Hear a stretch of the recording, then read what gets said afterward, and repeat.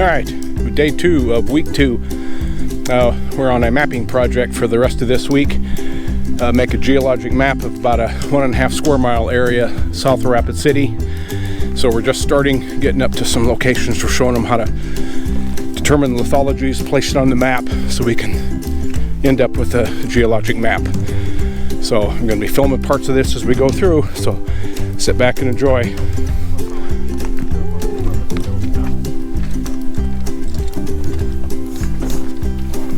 Have that road there to kind of help us. I don't like they said that.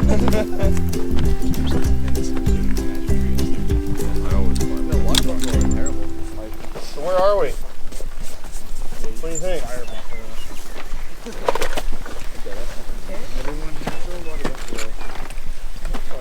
This is a prominent nose that kind of sticks out, right?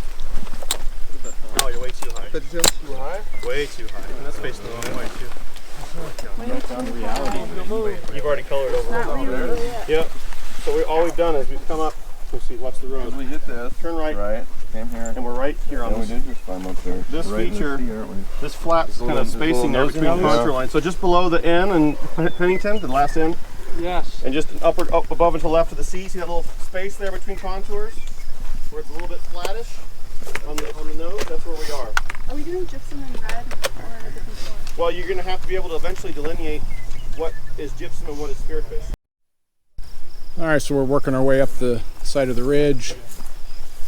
This is actually about the first outcrop that we've seen right here, this yellow sand. So we are in the Jurassic Sundance, and it continues over on the other side over here. We'll be over there in a minute, and then on up.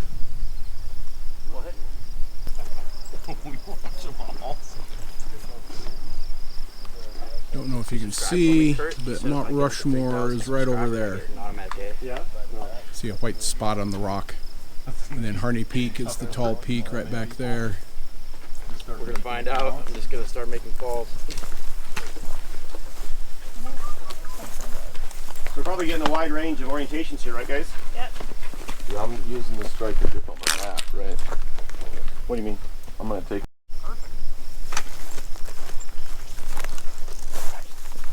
We just got up to the first real prominent feature here that they can really pick off on their topo map and know where they're at. But there's this sandstone cliff. You can see it right here in front of us.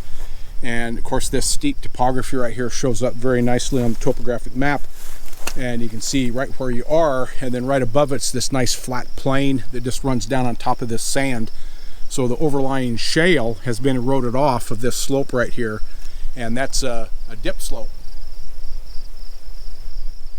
And so they're just working their way around right here, come down in front, and to get up on this and to get some bedrock orientations and confirm lithology, which is rock type. Get it plotted and mapped. This is good snake country as well, except that it's not that warm. It's maybe low to possibly mid 60s right now. It did rain last night, and hopefully the snakes are hiding today still. But like down in those rocks down in there and whatnot, all this rocky stuff at the base. We usually scare up several rattlesnakes in here every year. See, this block right here in front of us is broken. There's the fracture behind it, and the whole thing was rotated out. So if you were down at the front side working on that, you wouldn't necessarily see that. You would be collecting incorrect measurements because that whole block is slumped and rotated. Okay, lower Cretaceous. A little bit lighter for the horses, the lightest possible. This is Lakota Formation. So the top of this slope right down here is the top of the Sundance Formation. The Unkpapa is present in the road cut over here, but it's been eroded off of here. No Morrison, and then overlain by initially a shale and then the sands in the Lakota.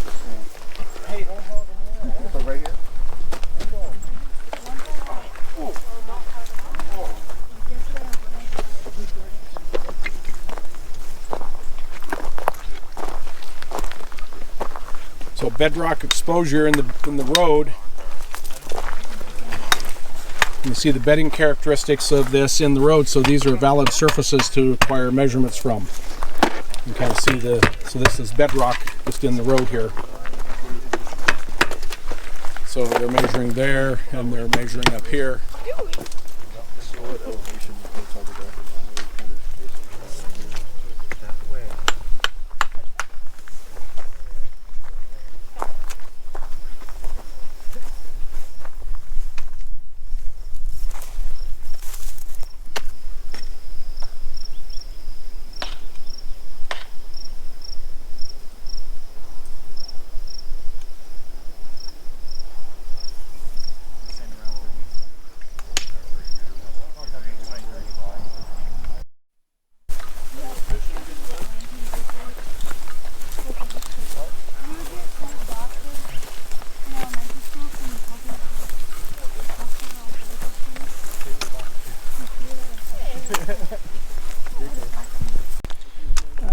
Got it to the top.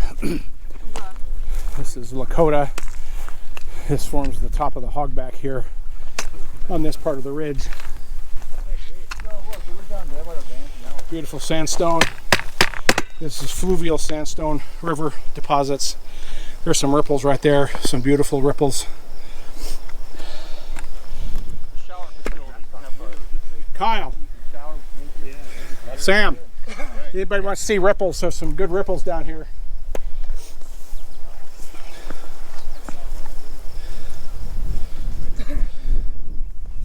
Right on that broken block right there.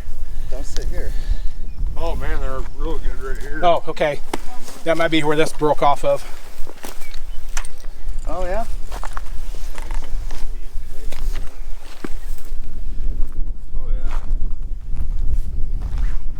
Oh, and here's some up here too. They're kind of flattened, but so you see a lot of ripples up here. Oh, look at this. Cacti is in bloom. Look at all those blooms coming. Okay, so they're happy. Wow, look at all this. Yeah. So pink flowers pretty much. I know there's yellow and maybe some reddish, different colors like that. Yeah.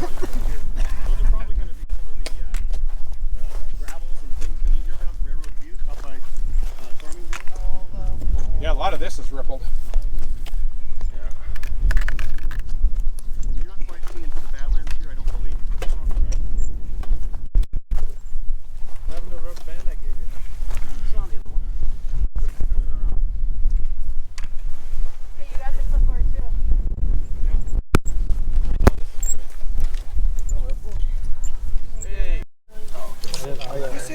too. So ripple marks on here. You see the ripple marks on the surface in there.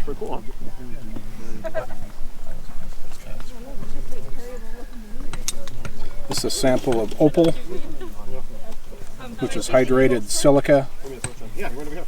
So all this rock was broken severely during the uplift of the Black Hills. There's orthoquartzite in a lot of this from the pressure and the heat. And then a lot of the fractures are filled with this opaline silica. It's very common up here. It's got moss and lichen on the top, but you can see a good profile there of the silica. You see that? Opal? Yeah. Very cool. Get rippled surface. You can see all the ripples on here. So have you ever seen like Very sweet. Very nice outcrop.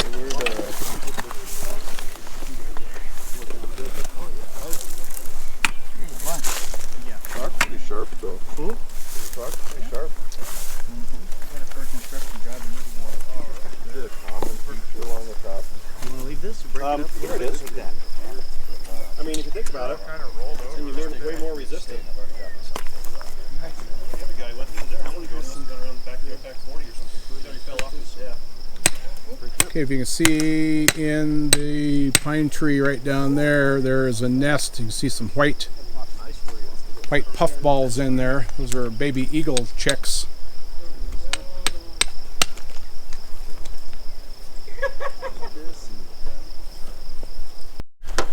Okay, day 2 of mapping update.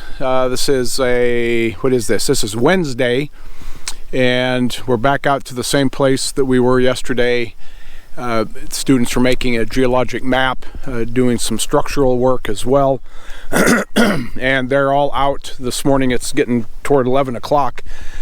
Typically on these days, you know, we're in week 2, so I've got products to grade and things they've been turning in, and so from now on there'll be a day or two a week when I just kind of hang out at the van and read reports and correct papers and those kinds of things. And so that's what I'm doing today. And students are all out running around up in the hills and the valleys and whatever is around here. So, you know, this is just kind of a view down from where we park the vans here. This is a fantastic property. Again, this is all a private ranch down here. There are some alfalfa fields and things in here, but this landowner has planted tree breaks. There's several tree breaks around, trying to make this in a habitat for game, birds and big animals. Up on top of the ridge, back over the ridge up here yesterday, we jumped a herd of 38 elk. So this place has got a lot of elk on it. There's a lot of deer up here. Up in a tree right up in here is an eagle nest, and there are 2 chicks in there. So up on the ridge top, you kind of can look right down into the nest and see the chicks bobbing around in there. And the mom was gone all day, and last night right at 4:30 when we were getting into the vans to leave, we saw the mother fly in and probably had some food with her, I'd expect, for the chicks. So this is just a great place, you know, nice little valley up here. This is an intermittent channel. This only gets runoff from water, from rain and snow. But as soon as you get down to this side of the valley, right on the other side of the culverts down here, there's a spring down there, and it's live water all the way down through the rest of the property. So I'm probably going to head out after lunch and go back up to this northwest corner, and I'll show you what that looks like up there. It's some pretty nice looking country. Out here in the field, so I'm coming up on one of these gypsum knobs, these high parts of the country, and the thing about this is that this is all old river gravels. This is Alluvial Terrace up here, and all these rocks that are on the slope here are part of the river gravels that have been washed down the side of the slope now. But up on top, they're probably about 10 or 12 feet thick of just gravel, old river gravels. So in the past, there were very aggressive river systems draining off of the Black Hills, carrying all these rocks and weathered and eroded rock down gradient, and then depositing them in river channels all along the way. And then when a river would shift or grade or degrade, it would abandon these channels, and you get these river gravels in here. So you can see larger cobbles and boulders here. So we're getting up into what probably is actually the terrace itself.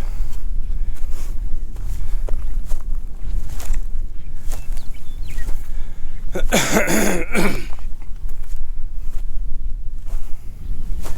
can see it's all capped with rock.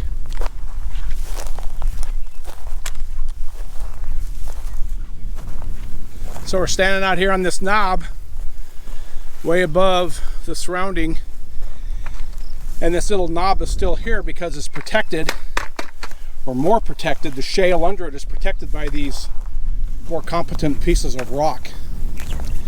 And so over on that little bluff over there, there's terrace. That little mound right in front of us, I don't know if the camera's picking it up, but there's a lot of rock you can see on the side of it. And then you see the flat nature of that top up there, and over there, those are terraces as well. So that's part of their product that they're producing, is identifying these terraces and delineate them on the map, noting where they are, how thick they are, and that kind of thing. And then that will be part of their products that they turn in at the end, is they have to identify where these alluvial terrace gravels exist, along with a lot of other things they're doing, looking at landslides and debris flow. There's sinkholes out here, so subsidence, flooding potential. So all those things they're seeking out and mapping, as well as mapping the bedrock geology. Well, I'm on top of another terrace, so I'll turn the camera around here, and this knob right down in front of us down here, that little rounded knob, that's where I first came up, and it's got the gravels on it. And then I walked down through this valley and I'm up here, and this is another terrace. So most of the material we're seeing in here is either Minnetonka limestone or rock out of the Minnelusa Formation, and that's because upstream, that tree covered slope right there is Minnetonka limestone, and then in the back of that canyon where I'm going to next, I'll get a shot of it, you might be able to see red up there, that's the Minnelusa Formation. And so all that rock is generated, weathered, and eroded, and then the streams carried it out and deposited right here. So there's also a lot of quartz in here. I mean, there's quartz, and this quartz is all from further up in the hills in the Precambrian rock, and right now it's just kind of being overwhelmed by the local rock. In terms of weathering, I mean, we're right next to the source. The source of this stuff is right up above us here. And these limestones and the sandstones, they have a pretty short life in the weathering environment. And there's been a few studies that have looked at that, and some of the studies have, in this part of the country anyway, in Black Hills area, has indicated that within roughly 5 miles of a limestone source, most of the limestone has already degraded out of the system. So, it breaks down, it dissolves, and it just goes away in time. Same with the sandstone. And then what you're left with is the crystalline rock, the quartzites, the quartz-rich materials that come out of the Precambrian and metamorphic terrain. Those are the ones that are going to persist and go further down the system. Okay, so if we look downstream, this is looking downstream. This is an old river terrace here. So this is an elevation where the river flowed at one time. And, we're probably 60 feet above the current stream channel. So again, the trick is to identify what you're on. It's good to get where it came from. And so we're mapping here. The geologic map is a bedrock geologic map, which means that at the point that I'm standing, what is the actual formation under my feet? And so we don't count these terrace gravels as a formation. They're on top of the formation. So in the spot I'm standing right now, this will be mapped as the Triassic Spearfish Formation. But the gravel on top of it is an important unit from engineering consideration, same as landslides, debris flows, flooding potential, and those other things.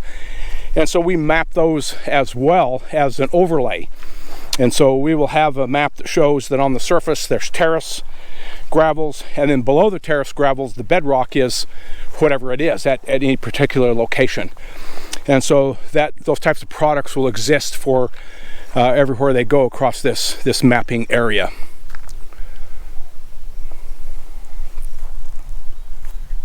That's the hogback we were on top of there yesterday. Whatever I shot for video yesterday came from up there. I'm going into this canyon right now. Tomorrow I'm going back up on the ridge as well.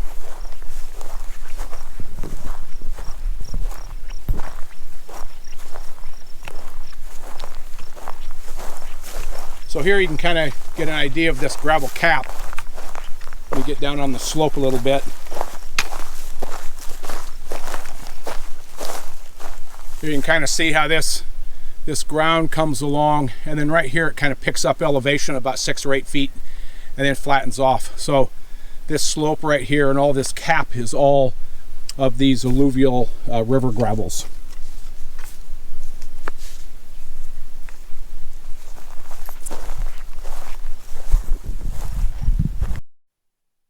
Okay, this is the Spearfish Formation, Triassic. and it lies on top of about a 30 or 40 foot thick limestone, Minnesota limestone.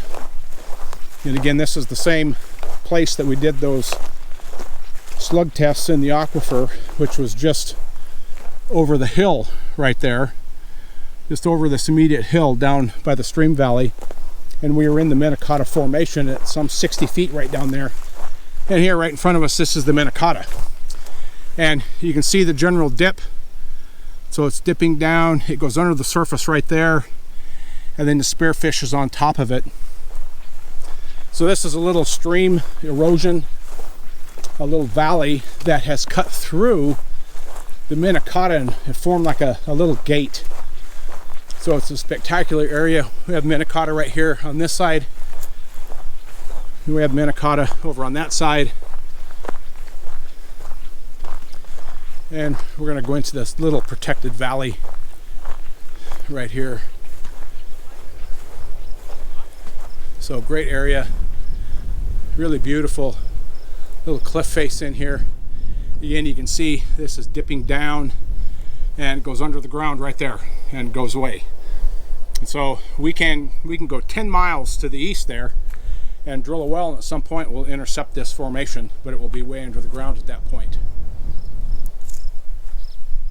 Okay, so this is like a little erosional window that breaks through the Minnesota. The Minnesota then is eroded, exposing the underlying formation, which is the Opeechee, and it's a red shale, and it's that slope over there. It's covered with grass.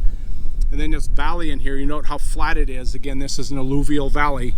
This is all filled with terrace gravels that came out of that upper canyon up there and has filled in this wide area in here at this pretty equal elevation. So we're headed up there around the corner. There's a group of students over there. I'll probably catch up to them in a few minutes. So the Minnesota here is probably getting pretty close to its 40-foot thickness.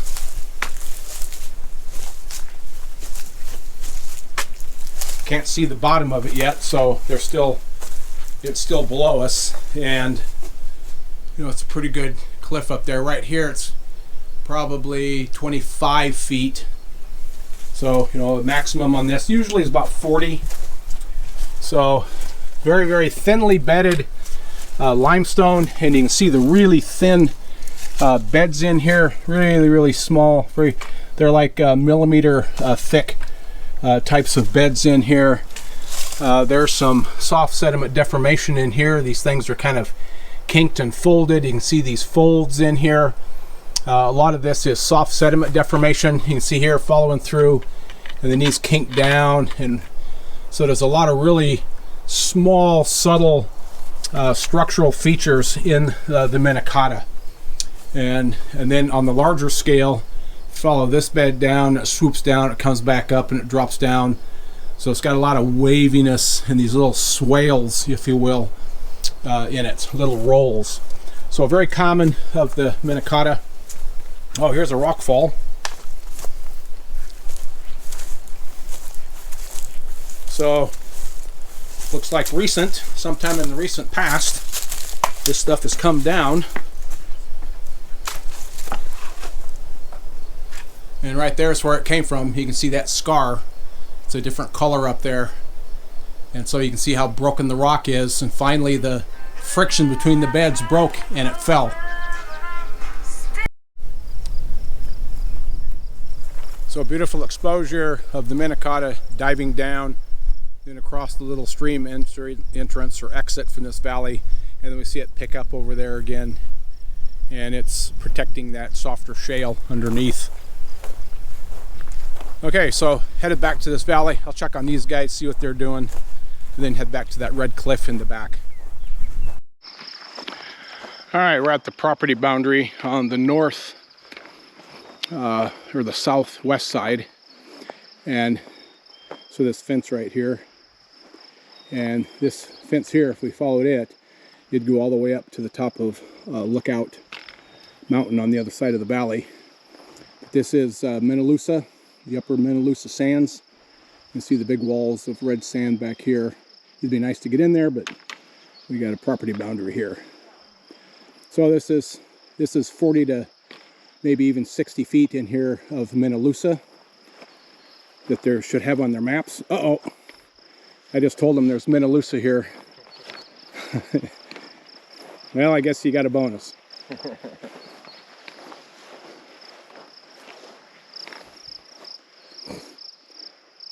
So yeah, you know, like that block right there could be detached, I'm not sure, but somewhere in here you should be able to get some structural data from, and then just do a projection. And when you walk back down the valley this way, you just keep feeling to your right for the first appearance of the shale and just kind of call that a contact, and you'll be able to put a contact in up here. Probably right. Past that next hump. Down over here somewhere, yep. Now I've gone up these drainages. I don't suggest that that drainage right there is just nasty, and it really, you won't really gain any more information going down to where the trees are not. Yeah.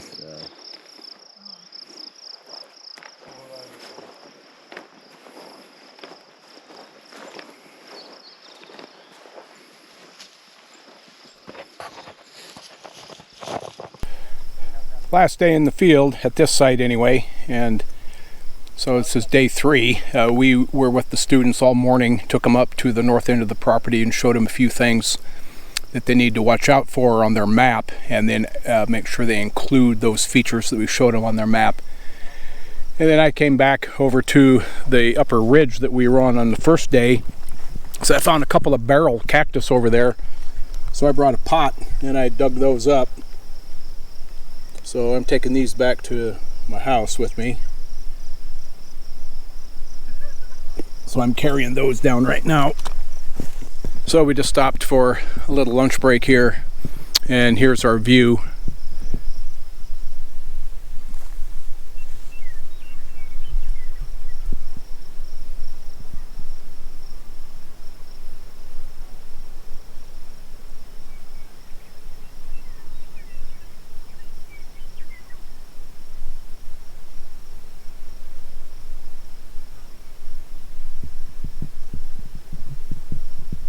Hard to beat, hard to beat. All right, field work is done for the week. It's pretty quiet in the morning. I just got in, had breakfast here. It's time at 7 o'clock, and no one is here, so an empty hall. I think everybody was in really good shape with their products last night, so I'm hoping that this will be an early day today. So looks like they got stuff just laid out here like they're here. Please do not touch. Well, that's pretty brave, just leave them sitting here. But this is Saturday, so there's no one around and the place is locked up. You got to have a key to get in. So I'm just setting up this morning and got things to do to wrap up this week's assignments, and then I've got to post some of their work starting for next week. So on Monday we're ready to hit the ground running. So I've been thinking, I don't know how much of their products that I'm going to show, because I don't want future students to realize that all they have to do is look at these videos and they can see examples of finished products, and I don't want to do that. So I'll go around and kind of show you them working and those types of things, but I don't think I'm going to have an actual record of completed projects for other people to look at. So Monday is Memorial Day, and the forecast here is 1/4 inch of rain, 1/2 inch tomorrow. So it's going to be a wet weekend and a wet Monday. So we'll just have to deal with that when we get there. So more as people show up. Okay, the cave dwellers back here. At least we got a light. Yeah. Yeah. Some finished products coming along. We rolling. Doing some stuff over here. Yeah. Doing some other stuff over there. Nice legends. I'm not Legend. lingering, so I don't want to give people in future years the idea they can look for the answers here. Oh, you know I'm working on a legend? Because I'm a legend. Legend, right there, you heard it. North Dakota legend.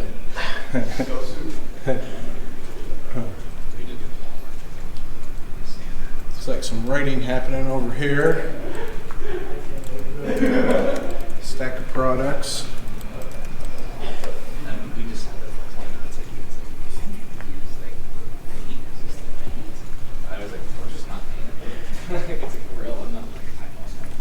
Writing and all that stuff there. Yeah.